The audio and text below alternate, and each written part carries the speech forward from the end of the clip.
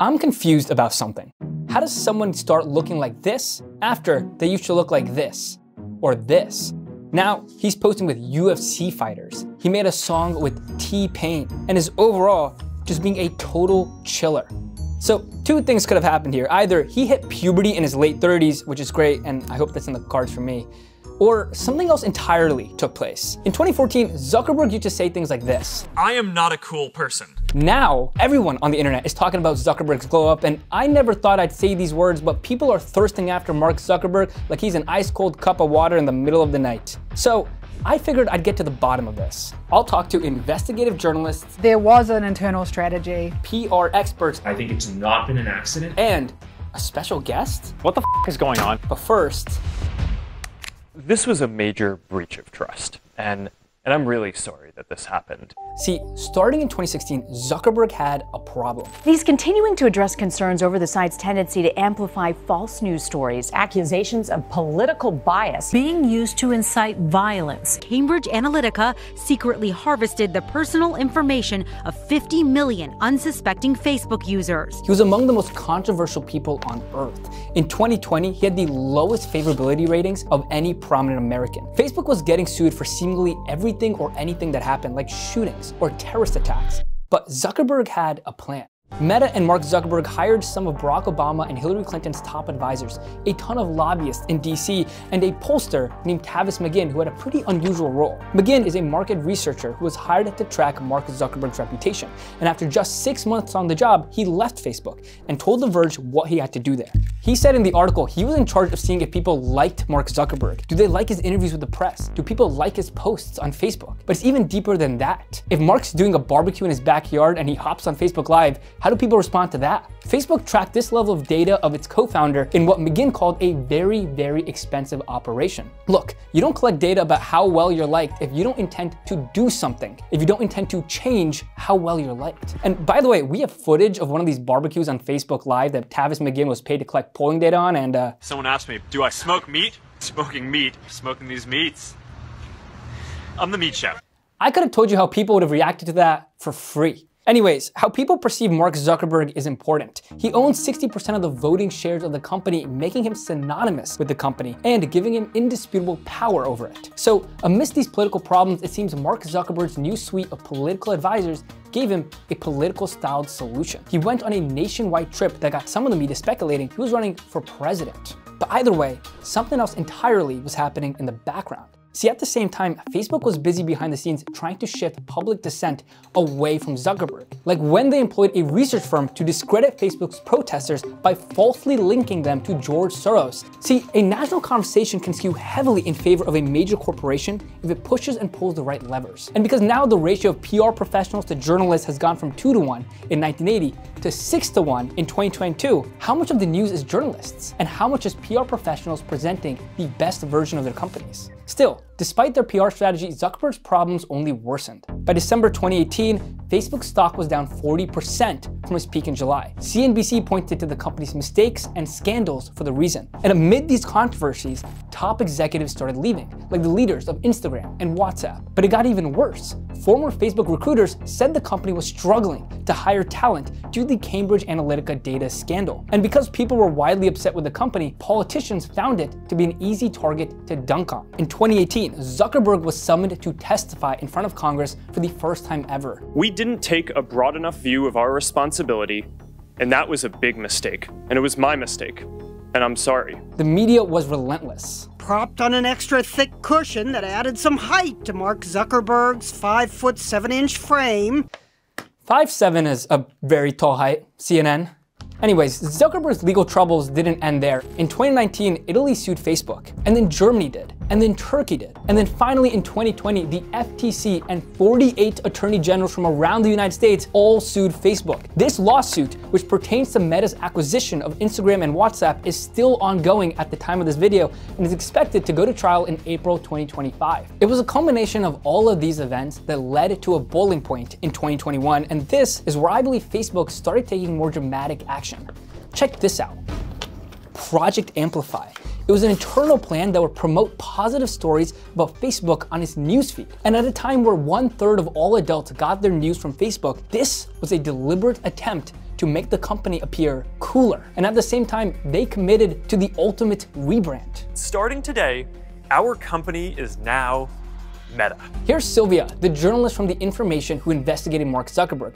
He was posting a lot of lighthearted content, memes, jokes. When we dug further into that, we realized that there was actually a company strategy for 2021 to get Mark Zuckerberg out and about, ramping up media appearances and talking about products, talking about technological developments, not talking about all of the scandals. So while Facebook, now Meta, is rebranding itself, we see Zuckerberg rebranded too. Bam, and then you have today's Mark Zuckerberg, a product of years of PR strategies, market researchers like Tavis McGinn tracking the public's reaction to every move, Project Amplify, The Information's report.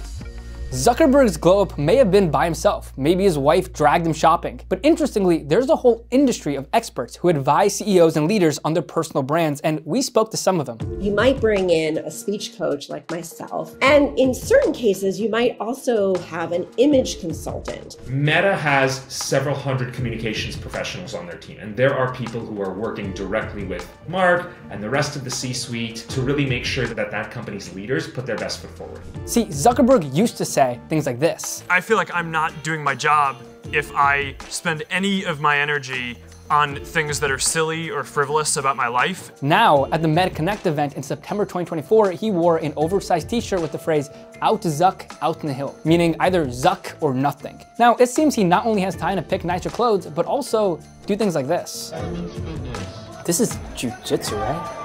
Getting buff, showcasing strength, seems to be replacing the Steve Jobs trademark look of minimalism that dominated Silicon Valley for years. Like, remember when Elon Musk and Mark Zuckerberg agreed to a boxing match? And then, in an insane turn of events, the Italian government offered the Colosseum for them to fight in? What happened to that? And it's not lost on me that this all happened at the same time as Jeff Bezos getting absolutely swole. Can we just go back to the days when tech CEOs were normal?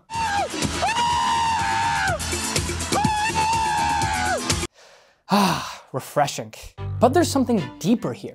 CEOs aren't just getting buff, they're becoming known personalities, emblematic of what they want their company to stand for. Look at how Zuck's approach to media has changed. Rather than an awkward Q&A style sit-down interview of cable news, now he does interviews at Lake Tahoe on a boat, like in Bloomberg's video literally titled The New Mark Zuckerberg. Zuckerberg has been all over the podcast world where he can be authentic rather than recite rehearsed answers. And because celebrity guests offer greater reach to the podcast that they're on, they can leverage access to them to get more favorable interviews and avoid tough lines of questioning, a strategy even presidential candidates have employed. And look, there have been worse tech CEO attempts to be authentic, like this one.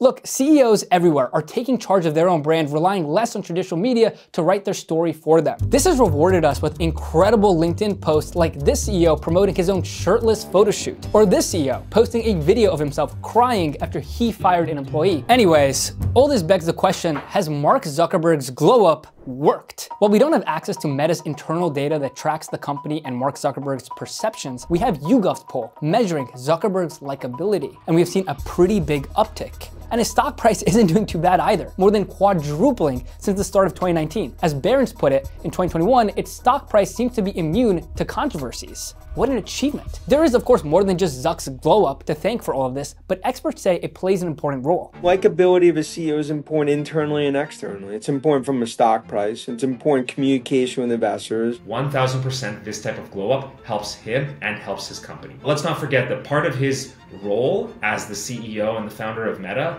is to be a recruiter. And who is he looking to recruit? Young Gen Z talent. Gen Z trusts brands the least of any age demographic. So who do they trust? People. Podcaster Joe Rogan gets 3 times the viewership than primetime CNN or MSNBC. Mr. Beast gets more viewership than top Netflix shows. You've heard of Elon Musk, but who's the CEO of Ford? Or of GM? Well, no wonder Tesla only spends $4 on advertising per car sold, while the others spend hundreds. Distancing Zuckerberg from scandals frees him up to tell the company's story, which is what he's been doing. Part of his trendy outfits is wearable tech like these AR glasses that they made in partnership with Ray-Ban. See, if you want this to be the new iPhone, you need someone like this who can sell it. He's deploying his personal brand, and as he builds it out, using it to really try to push forward these technologies that they're developing.